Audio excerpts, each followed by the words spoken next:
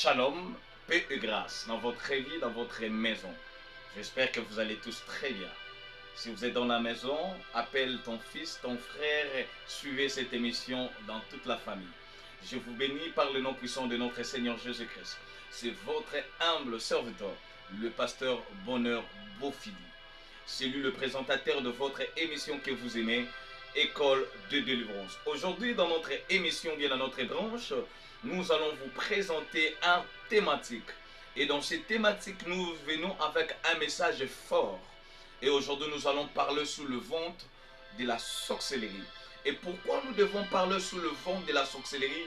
Parce que le ventre de la sorcellerie, c'est une activité que tous les sorciers qui sont initiés, qui opèrent dans le ventre. Et tant que le ventre physique existe, tant que les activités de vente existent dans notre vie, dans notre marché physique, sachez-le très bien que dans le marché spirituel, plusieurs personnes sont réclamées comme de marchandises. Aujourd'hui, je veux parler et je veux vous expliquer dans la comptabilité et dans l'actif qu'on parle de bilan, il y a une partie qu'on appelle actif et il y a une partie qu'on appelle passive. Et dans le marchandise, c'est les comptes qu'on appelle les comptes 30, les comptes marchandises.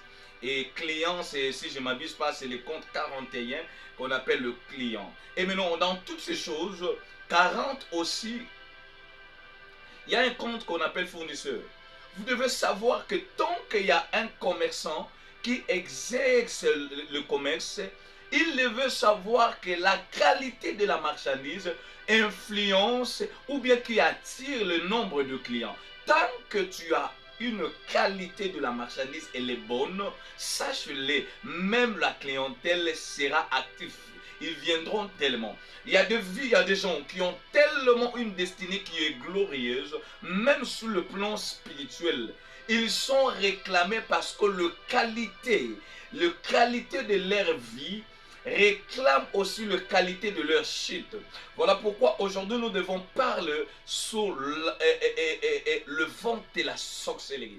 Et plusieurs personnes, de pasteurs, théologiens, de pasteurs qui disent que nous sommes seulement sur la parole. Et mais je me pose la question, c'est que nous prêchons, ce n'est pas la parole, parce que tant que la parole de Dieu nous donne une révélation, nous devons le dire. Voilà pourquoi la Bible nous dit dans les livres des Ésaïe chapitre 8, verset 19, si vous ne parlez pas ainsi, il n'y aura pas l'aurore. Ça veut dire que si vous ne nous enseignez pas de telles choses, les peuples seront dans l'ignorance. Il est écrit, mon peuple périt. Non pas parce qu'il prie, non pas parce qu'il ne gêne pas. Au Congo, dans le monde, il y a des gens qui prient, il y a des gens qui gênent, mais plusieurs personnes, ils n'ont pas la connaissance des choses qui leur dérangent. Voilà pourquoi aujourd'hui, j'aimerais que vous partagez ce message.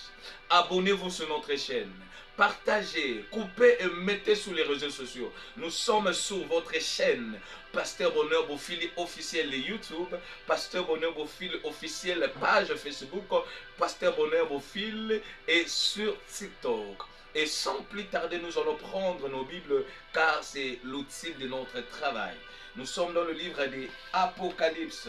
D'autre manière, on peut dire Révélation chapitre 18. Révélation chapitre 18, le 11e verset jusqu'à 13. Je lis par le nom puissant de notre Seigneur Jésus-Christ. Les marchands de la terre pleurent aussi et se sont dans les deuils à cause d'elle parce que plus personne achète leur garnison.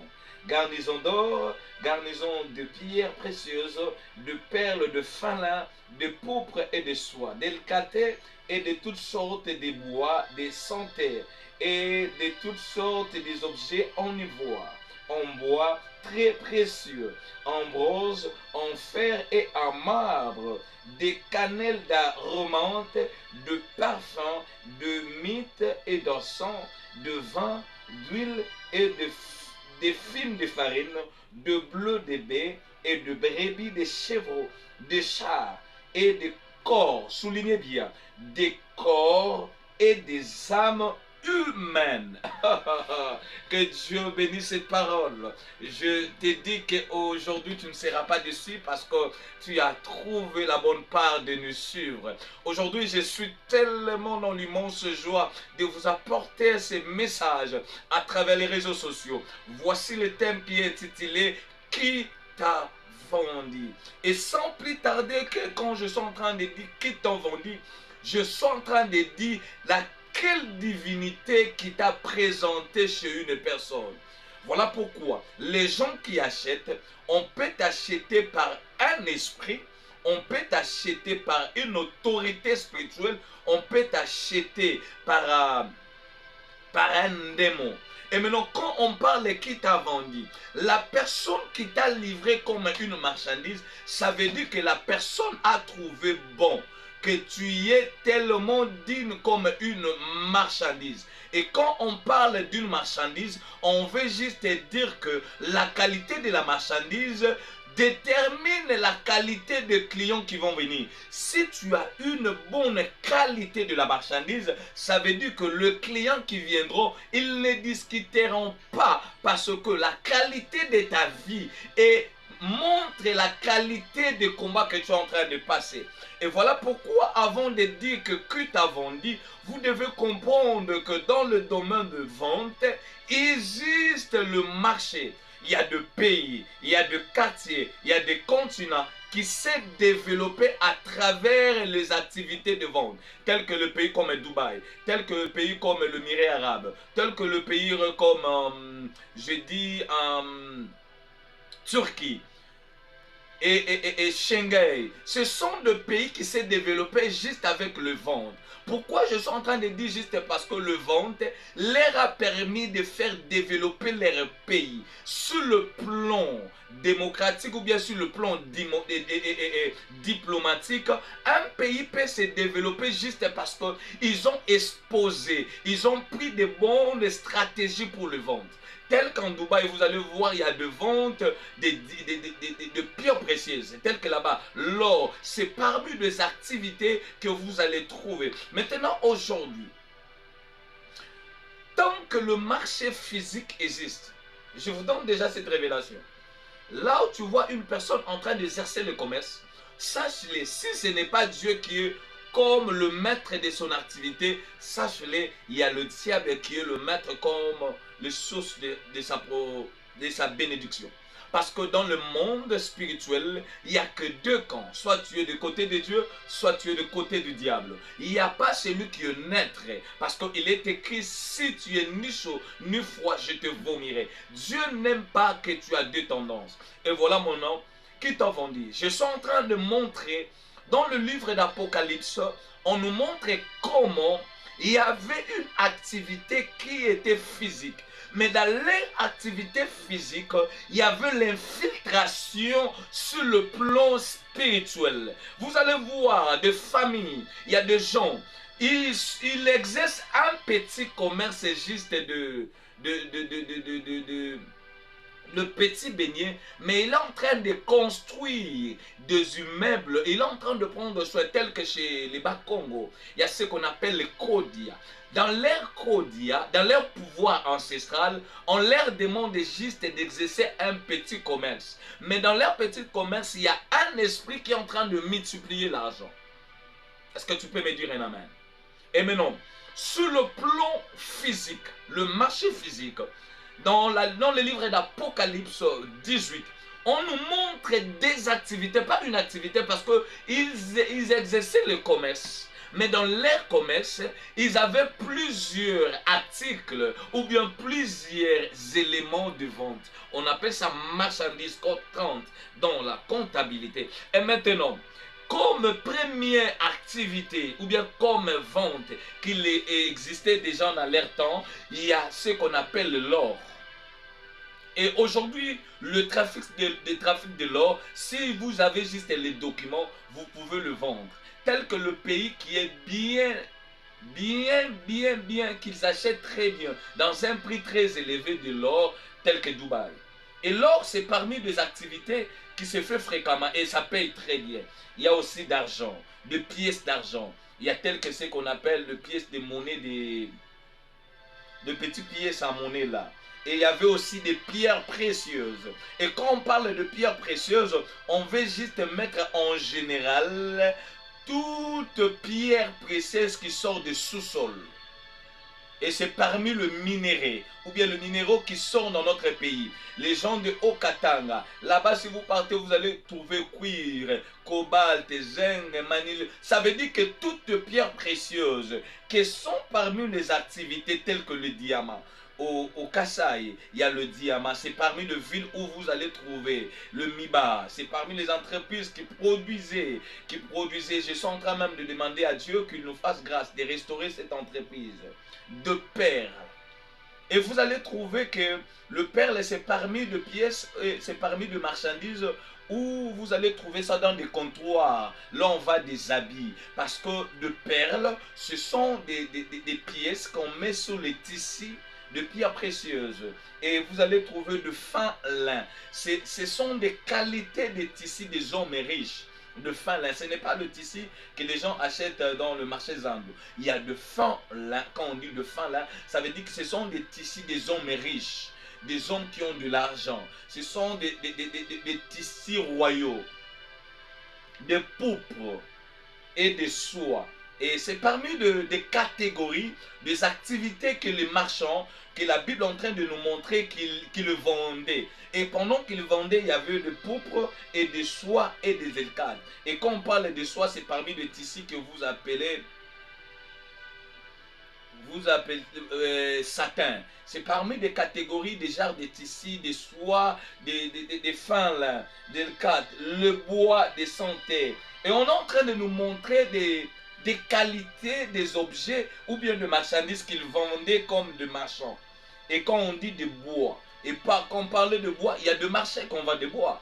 Et si vous êtes ici à Kinshasa, à Montpellier, vous allez trouver des quartiers où on va de bois. Il n'y a pas seulement que de bois noir que nous connaissons, il y a de bois rouge, il y a plusieurs.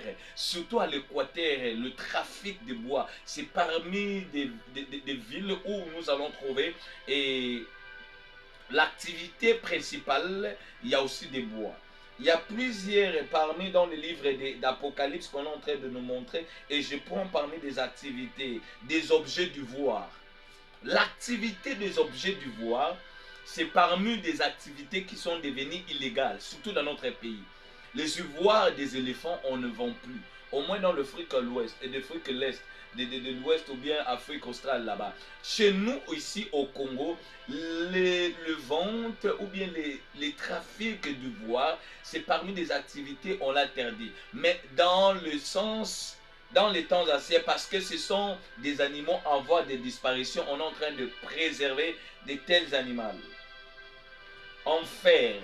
Et si aujourd'hui on construit des maisons, des immeubles, on aura besoin de barres de fer. Et il y a aussi des entreprises, il y a aussi des commerçants. Il y a des gens qui vont dans les quincailleries. Et il y a aussi des marbres.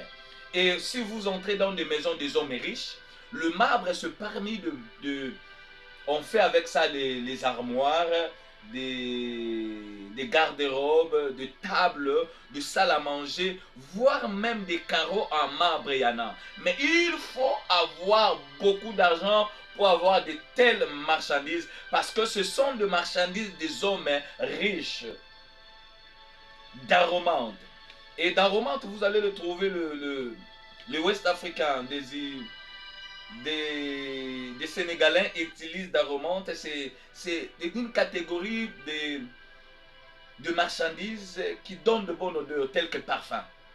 Avant de dire le parfum, les aromantes, on a utilisé ça même pour embaumer le corps. Même dans la Bible, on a utilisé. Marc avait apporté, quand Jésus-Christ était mort, il a apporté le parfum des mythes. Et pourquoi? Pour garder de bonnes odeurs. Et il y a tel comme des pays où on utilise d'aromates pour des rituels de purification. Je ne suis pas là. Et maintenant, le plus grand problème, il y a ce qu'on appelle le parfum. Le parfum, c'est parmi les activités qui payent. Hein. Le parfum, c'est parmi les activités qui payent. Mais surtout, le parfum de mythe et d'encens. Quand je dis le parfum, le mythe et l'encens, c'est un pouvoir qui utilise l'odorat, le nez. Souvent, des gens qui font des incantations pour appeler des esprits. Jérémie est en train d'expliquer ça très bien. Et souvent, nous le voyons dans l'église catholique. Ils utilisent le parfum, le mythe et la sang. Et quand dans une messe, un officier ou bien un acolyte, il met la sang juste pour faire des cérémonies. Et dans leur cérémonie, le problème est que le fumet qui est en train de s'évaporer, qui est en train de sortir ou bien d'envahir le lieu, prépare les lieux pour qu'une divinité puisse descendre. Je ne parle pas de Dieu. Dieu n'a pas besoin de mythe. Dieu n'a pas besoin de la sang. Dieu n'a pas besoin de parfum. Aucun parfum peut attirer une divinité. J'ai dit à toutes les femmes qui utilisent le parfum pour attirer des hommes, ce ne sont pas des hommes, ce sont des démons. On n'appelle pas un homme ou on ne séduit pas un homme par un parfum. Le parfum, c'est une puissance qui travaille sur l'odorat. Vous allez voir des femmes qui travaillent pour séduire des hommes qui travaillent dans leur parfum pour séduire. Vous allez voir, vous utilisez tel que de parfum ou bien de poudre de joli soir. Le plus grand objectif de leur application, il le fait juste pour séduire. Et quand on parle de la séduction, il y a un esprit, il y a une divinité, il y a un démon de la séduction qui s'attache par le parfum, qui s'attache par le parfum. Et dans le parfum, il y a un esprit qui attire l'homme lorsqu'il aspire. Et pourquoi je suis en train de dire de telles choses? C'est parmi les activités de vente. Le vin, l'huile, de la farine, de bleu. C'est parmi les choses qu'on est en train de vendre. Et cela n'a pas un problème. Même dans notre pays, dans l'enregistrement commercial, la registre commercial, c'est parmi des activités qui sont connues. C'est parmi des activités qui sont tellement connues. Et deuxième des choses, ou bien parmi des types de choses qu'on est en train de voir dans les livres d'Apocalypse chapitre 18, là, la farine, le bleu, les bœufs, des brebis. Écoutez maintenant, des chevaux et des chars. Et vous allez voir, il y a des endroits où on vend des brebis, on vend des bœufs, on vend des chevaux. Pourquoi? Parce que des hommes qui ont de l'argent, ils peuvent prendre ça et utiliser juste pour les approvisionner dans leur maison. Il y a parmi des choses qu'ils vont manger. Mais non, il y a une activité. Si vous le regardez très bien, dans aucun marché, même dans un ShopRite, même dans des shopping, vous n'allez pas trouver un endroit où on vend cette marchandise. Cette marchandise, si vous osez de le vendre dans votre pays, dans votre quartier, dans votre famille, vous serez arrêté. Et pourquoi je dis que vous serez arrêté? Parce que si vous le vendez, c'est un crime contre l'État, c'est le crime contre Dieu, c'est le crime contre la personne.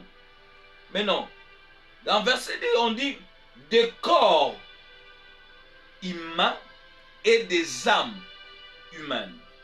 Dis-moi, on a connu nous tous, il y a le marché Tipo-Tipo. À Kinshasa, il y a un slogan, ou bien il y a un moment, il y avait une activité où on vendait des organes humains. On vendait des reins et il y avait des enlèvements qui s'opéraient dans la ville. Et quand ça s'opérait, on veut juste nous dire que dans toutes ces choses, on a arrêté des gens, qui kidnappaient des gens, qui enlevaient des organes, qui enlevaient des cœurs, qui enlevaient des reins, qui enlevaient les estomacs, pour le mettre dans des corps. Il y a même un député, Denis Sessanga, que je suis en train de citer les noms, il avait donné, il y avait comment dirais-je, il y avait une motion dans l'Assemblée nationale où on proposait, s'il y a un cadavre qui est mort, sa famille peut vendre les organes avant que la personne puisse décomposer. On peut vendre ses organes. Il a dit ceci, il y a quelque chose qu'il a bien dit et que j'ai aimé. Il a dit, dans notre pays, si vous commencez de tels commerces, si vous commencez de telles activités, ça peut se faire que des citoyens eux-mêmes peuvent commencer à se tuer entre eux-mêmes. Et maintenant, qui peut me dire un endroit où on vend des corps humains, des endroits où on vend les âmes humaines? Et maintenant, l'homme dans son composition spirituelle, matérielle, Dieu a composé l'homme dans de trois parties. L'homme a le corps, l'homme a l'esprit, l'homme a ce qu'on appelle l'âme. Et à l'homme, quand on compose de trois choses, le corps de l'homme, c'est le moteur qui englobe tous les éléments qui sont spirituels. 1. Job dit ceci, en réalité à l'homme, c'est l'esprit. Quand on dit en réalité à l'homme, c'est l'esprit, ça veut dire que l'homme, pour qu'il soit l'homme, il doit avoir une partie de l'esprit. La Bible nous dit, Dieu a dit, créons l'homme à notre image et à notre ressemblance. Ce qui fait l'homme la ressemblance de Dieu, ce n'est pas le corps. Parce que l'homme n'a pas le corps de Dieu si ce n'est pas l'esprit. Parce que la Bible nous dit quand Dieu a créé l'homme, il a pris le souffle et il a soufflé à l'homme. Et l'homme est devenu son semblable. Ça veut dire que ce qui fait que l'homme soit à l'image de Dieu, c'est la partie de son esprit de Dieu qui habite en lui. La partie du vin qui habite à l'homme, c'est la partie qui est en train de mouver entre et qui met la connexion entre l'homme et son créateur. Et je suis en train de dire à une personne, la chose que tu dois beaucoup surveiller sur ta vie, c'est ton esprit. Parce que la qualité de ton esprit va définir la qualité de ton corps. Si l'esprit est bien disposé, le corps va subir le mouvement de l'esprit. Je suis en train de dire à une personne, le ventre peut se passer de deux dimensions, les dimensions de l'âme et les dimensions de l'esprit. J'arrive. Je suis en train d'expliquer quelque chose petit à petit. À l'homme, en réalité, c'est l'esprit. L'homme a une partie qu'on appelle l'âme. Vous devez savoir que l'âme, c'est une partie aussi invisible. Mais ce n'est pas une partie qui est attachée d'abord à l'esprit.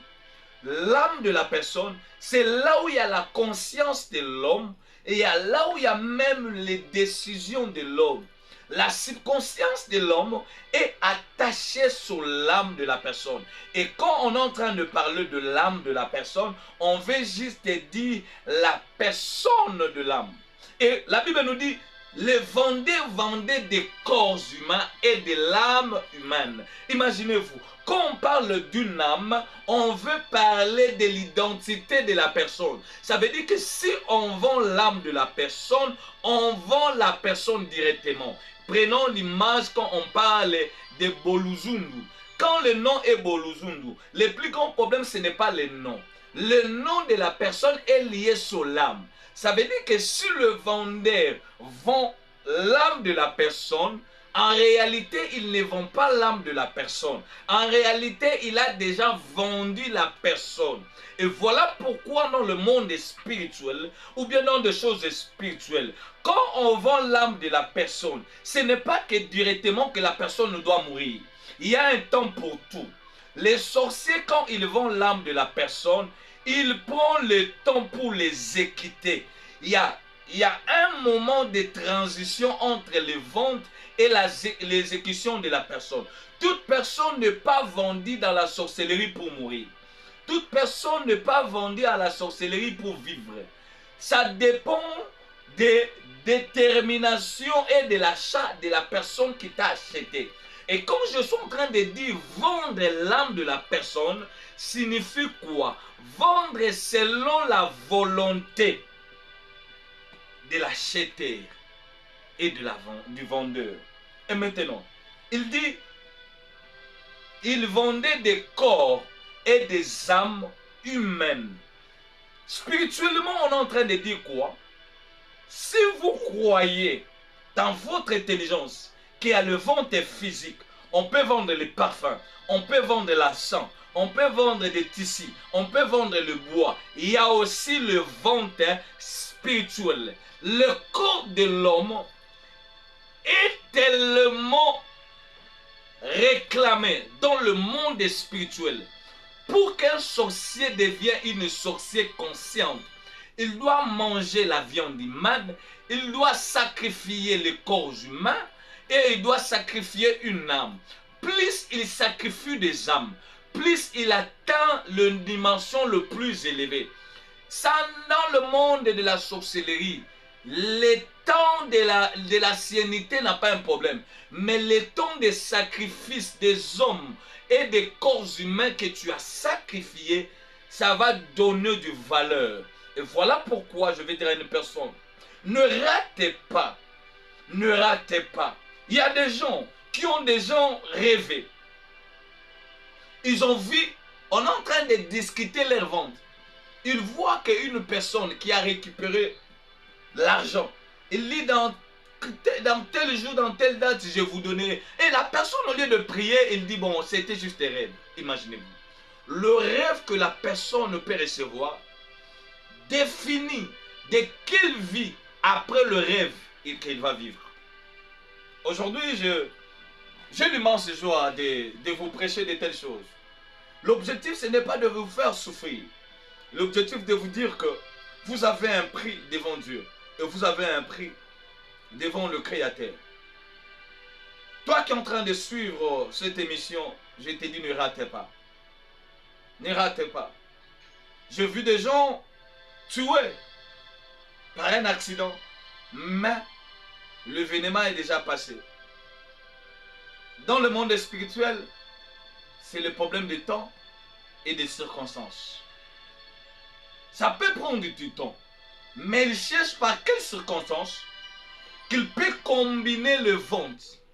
Et si tu étais vendu pour mourir, ce n'est pas seulement le même jour que tu mourras. Non, ça peut prendre des années, ça peut prendre des mois, ça peut prendre des semaines.